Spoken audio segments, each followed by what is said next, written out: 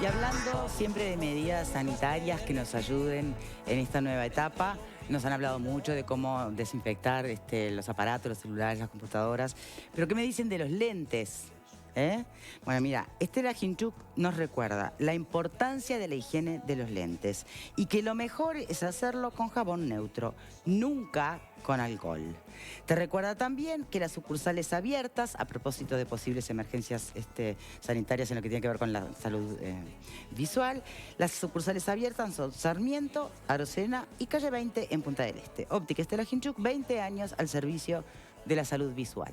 Bueno, muy bien, retomamos el tema. En el bloque anterior, nuestro panelista virtual, Alfredo García, era duro y planteaba algo que no deja de tener un punto en, a ver, se nos pide y se le pide a muchísimos colectivos y profesiones diferentes el poner el hombro, ¿no? El ser conscientes que cada uno desde su rol debe rendir más, porque tiene que ver con esta salida colectiva a este drama colectivo, ¿no?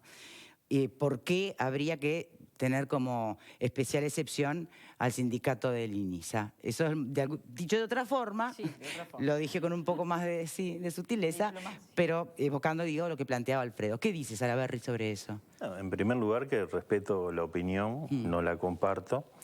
Acá lo que hay que tener en cuenta es que esto es una medida que la administración necesita.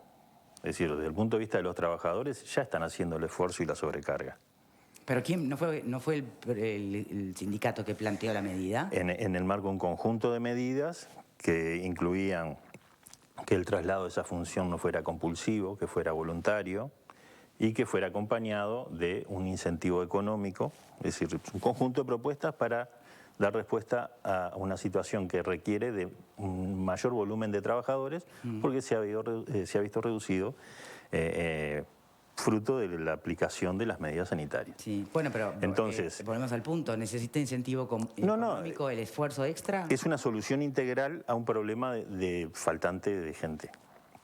Entonces nosotros lo que hicimos fue esa propuesta y la administración entendió que había que probar con esa fórmula.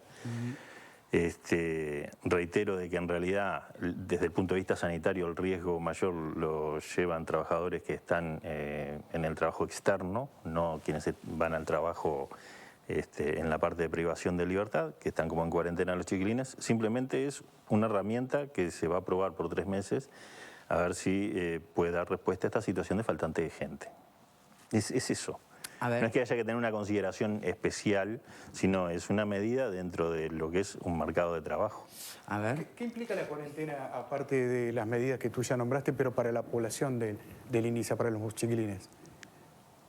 ¿Cómo que implica la cuarentena? Claro, porque normalmente ya tienen una aislamiento.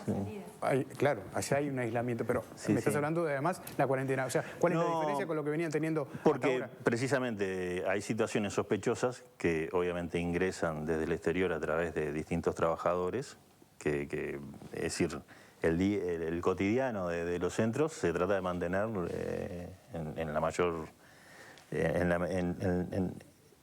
lo más parecido a la normalidad que estaba antes de la pandemia, ¿no? ¿Vos preguntás por medidas sanitarias concretas? No, yo lo que te pregunto es que normalmente ya están aislados. Sí. Él dice que se incrementó por la cuarentena. Porque hay que generar aislamientos. Es decir, por ejemplo, en el caso de... Del personal. No, yo estoy hablando de la población que vive... Claro, hay que subdividir los grupos en función de los que están en contacto con personas que han estado en contacto con personas que han dado positivo. Entonces, vos antes podías tener un grupo de 16 que en cuestión de 2 días tenés grupos de a 4. Entonces, son otras áreas, hay que atenderlo, entonces un grupo numeroso, concentrado, con 2 o 3 trabajadores, lo puedes atender. Ahora, si lo dividís en varios edificios, el control de eso y la asistencia de eso requiere más personal. Bien. Es eso. ¿Más preguntas, Vero? Respecto a el tema de cómo se distribuyen los recursos, bueno, es debatible, pero hay una pregunta que a mí me queda desde el comienzo, porque la Institución Nacional de Derechos Humanos ha hablado muchas veces de las condiciones en las que están los muchachos por cuestiones edilicias, por cuestiones de falta de personal y demás. También se ha dicho que está comprometida la rehabilitación por falta de recursos. ¿Cómo es que no se ejecutaron esos millones de pesos? ¿De dónde salen esos millones que no se pusieron al servicio del funcionamiento cotidiano? Porque me imagino que nadie tenía previsto guardar ese dinero por la posibilidad de una pandemia. No, son ahorros que se generan mensualmente por la no ejecución en otras áreas. Es decir, las medidas sanitarias generales también se aplicaron en INISA y hay gente que está haciendo teletrabajo, redujo su carga horaria, etcétera, etcétera. Eso genera un ahorro que es lo que financia esta partida. No es estamos que hay- hablando de presupuesto no ejecutado durante No, todo el año, no, estamos no, hablando de no. ahorros que se generaron por esta situación A esta concreta. altura del año no hay presupuesto no ejecutado en el año, eso es al Claro. cierre del ejercicio. Claro, Bien. En este momento O sea, son dineros que se ahorraron a propósito de la pandemia.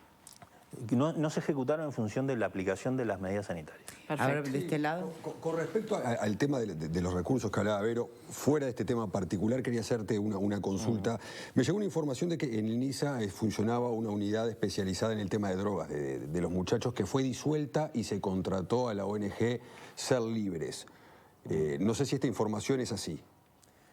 Creo que sí. Sí. ¿Por qué se eliminó una unidad especializada que ya funcionaba y se tercerizó ese servicio cuando esta unidad, por lo que yo tengo entendido, funcionaba acorde a las condiciones y Sí. bastante bien? Sí. ¿Qué fue lo que motivó disolver esto y tercerizar un servicio que ya estaba funcionando? Quien tiene que dar respuesta en los fundamentos de esa decisión es la administración que la adoptó, que es la saliente. Claro, Sí, sí. tú no tenés información, sabés que esto No, existió, conozco pero no la los situación, nos llamó la atención Claro.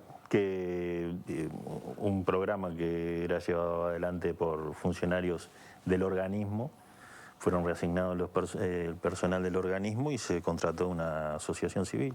No ¿Tomaron sabemos. alguna medida en particular ante este hecho, ustedes en su momento? No, eso forma parte de la discrecionalidad que tiene la administración. Nosotros, como organización sindical, no estamos de acuerdo con la tercerización, pero Bien. existe. Marta. Dos consultas. Tú mencionaste, así como al pasar, que los chicos tenían algunos las salidas suspendidas, ¿puede ser?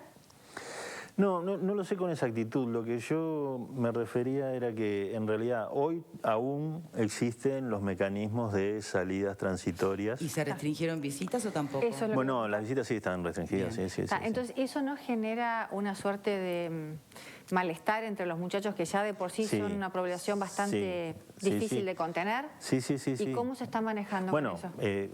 volvemos a lo del cotidiano, es decir, lo que se trata es de cargar el día de actividades que permitan de alguna manera sobrellevar Bien. el tiempo y bueno, tareas educativas, de formación en oficios, etcétera.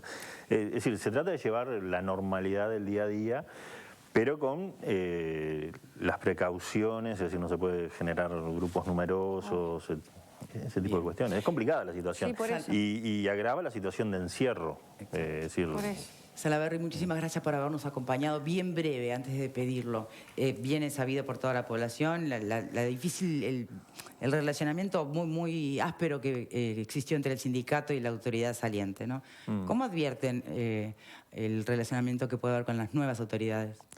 Bien, es decir, de hecho ya lo tenemos en las dos instituciones, en INAU y en Sí. INISA, que es los trabajadores que representamos, ya tienen presidente de los dos directorios de la nueva administración y estamos en contacto y hemos tenido instancias de negociación y hemos acordado, en el caso concreto de INISA, hemos acordado modificar esta resolución, correcta la relación como debe ser. Por ahora.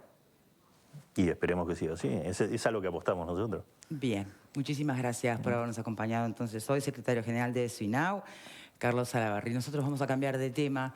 Por estos días también hubo otra situación